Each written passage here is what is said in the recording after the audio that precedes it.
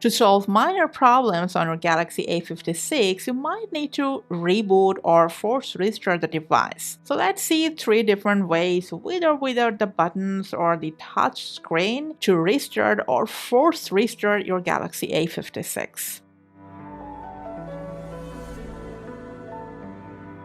So apart from pressing on this power button, there are a couple of ways that you can activate the restart menu. And that is either press and hold the volume down and power button, or swipe down the quick access panel and then tap on the power off icon. You'll get the same menu. And also, if Gemini is activated on your device, simply wake it up and say, "Hey, restart my device."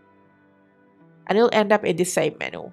All you gotta do is just tap on this restart button a couple of times. Now, what if the touch or the buttons are not working and you need to restart the device? You can only do that if Bixby is set up on your device. Just say, "Hey Bixby" or "Bixby, restart my phone." And then simply say yes to confirm.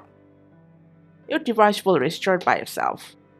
Now let's talk about force restart. When you want to force restart your device, simply press and hold this volume down and power button together. Doesn't matter whatever on your screen, just keep holding it down. Release the buttons when you see the Samsung logo on your screen.